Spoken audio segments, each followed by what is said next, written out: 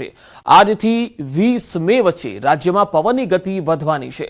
ફરી આંધી વંટોળનો પ્રકોપ રહેશે અને સાચવવું પડશે। 25 થી લઈને 4 જૂન વચ્ચે અરબ સાગરમાં સાયક્લોન આવી શકે છે। આંદામાન નિકોબારના ટાપુમાં ચોમાસાની ગતિવિધિ વહેલી જોવા મળી શકે છે।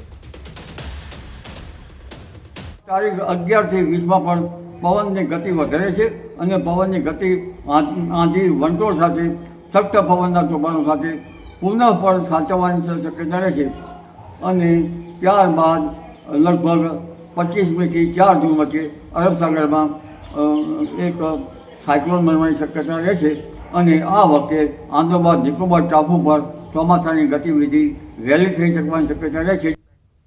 હજુ 3 દિવસ માવઠું મુસીબત બનીને વરસશે। હજુ 4 દિવસ સુધી માવઠું ખેડૂતોનો પીછો નથી છોડવાનું। 13 મે સુધી ગુજરાતના વિવિધ શહેરોમાં ભારેથી હળવો વરસાદ પડી શકે છે। હવામાન વિભાગે આગાહી કરી છે કે આગામી 4 દિવસ સુધી માવઠું યથાવત રહેશે। 13 મે સુધી કમોસમી આફત વરસતી રહેશે। મોટાભાગના શહેરો અને ગામડાઓમાં આકાશી ઘાત ત્રાટકશે। જોકે 13 મે થી માવઠાનું જોર ઘટશે। અડધા ગુજરાતમાં જ માવઠું વરસી શકે। જોકે આગામી 24 કલાક વરસાદનું જોર યથાવત રહેશે। સૌરાષ્ટ્ર અને દક્ષિણ ગુજરાતના જિલ્લામાં ઓરેન્જ એલર્ટ આપવામાં આવ્યું। 50 થી 60 કિલોમીટર પ્રતિ કલાકની ઝડપે પવન ફૂંકાશે। ઉત્તર પૂર્વ રાજસ્થાન પર અપર એર સાયક્લોનિક સર્ક્યુલેશન સક્રિય હોવાથી માવઠું વરસી શકે। સાબરકાંઠા, અરવલ્લી, મહીસાગર, દાહોદ, પંચમહાલ, વડોદરા, છોટાઉદેપુર, ભરૂચ, નર્મદા, સુરત, તાપી, વલસાડ, ડાંગ, દમણ, દાદરાનગર હવેલીમાં ગાજવીજ સાથે વરસાદની શક્યતા છે। રાજકોટ, જૂનાગઢ, ગીર સોમનાથ, દીવ, અમરેલી, ભાવનગરમાં વરસાદની સંભાવના છે। डे 2, डे 3 में रेन थंडरस्टॉर्म का भी वार्निंग दिया गया है विथ लाइटनिंग। विंड स्पीड थोड़ा कम होगी, 40 to 50 किलोमीटर प्रति घंटा हो जाएगी और जो रेनफॉल रहेगी लाइट टू मॉडरेट रेन रहेगी। और डे 2 में स्कैटर्ड डिस्ट्रीब्यूशन है स्कैटर्ड और डे 3 में आइसोलेटेड हो जाएगी। डे 3 से लेकर डे 5 तक मतलब 13 मई तक आइसोलेटेड रेनफॉल रहेगी। શનિવારે પણ માવઠું મુસીબત બનીને ત્રાટક્યું હતું। એક તરફ પાકિસ્તાન પર ભારત એર સ્ટ્રાઇક કરી રહ્યું છે, બીજી તરફ મેઘરાજા ગુજરાતના ખેતરો પર સ્ટ્રાઇક કરી રહ્યા છે। તેના દ્રશ્યો પુરાવા છે। ગીર સોમનાથમાં જાણે ચોમાસું બેસી ગયું હોય તેવા દ્રશ્યો જોવા મળી રહ્યા છે। અહીં માવઠાએ એવો કહેર વરસાવ્યો કે નદીમાં ધસમસતું પૂર આવ્યું। રોડ બ્લોક થઈ ગયો। વેરાવળ, તાલાલાના ગ્રામ્યમાં કમોસમી વરસાદથી તારાજી સર્જાઈ। માથાસુલિયા, લુંભા, કોડીદ્રા, ખંડેરી સહિતના ગામોમાં ધોધમાર વરસાદ પડ્યો।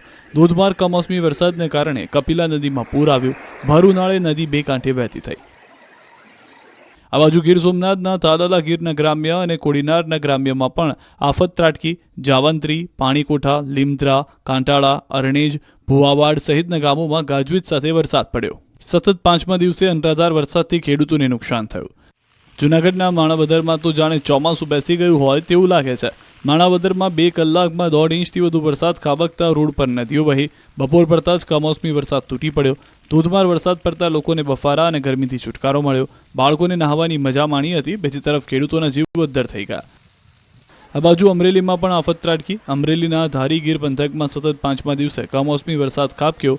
ધારી, જર, મોરજર, છતડિયા, નવાગામ, ખીચા સહિતના ગામોમાં કમોસમી વરસાદ પડ્યો, જેથી કેસરકેરી, કઠોળ, બાજરી, તલ સહિતના પાકમાં નુકસાનીની ભીતિ છે। અમરેલીના વડિયા સહિત આસપાસના ગ્રામ્ય વિસ્તારોમાં પણ માવઠું આવ્યું। કાળા ડિબાંગ વાદળો અને પવન સાથે જોરદાર વરસાદ પડ્યો।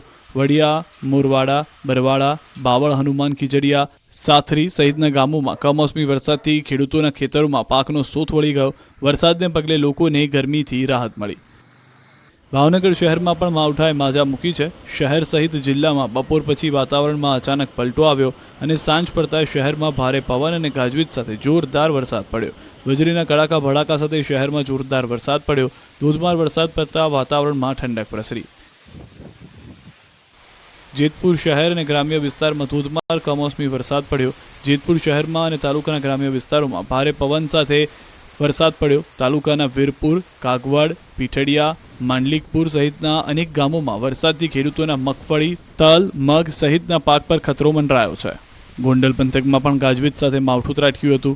ગોંડલ તાલુકાના મોવિયા ગામે ધોધમાર કમોસમી વરસાદથી રોડ પાણી થયા। માત્ર 20 મિનિટમાં 1 ઇંચ કરતાં વધુ તોફાની વરસાદ પડતા ચોમાસા જેવો માહોલ જામ્યો હતો। તોફાની વરસાદને લઈને રસ્તાઓ પર નદી વહી।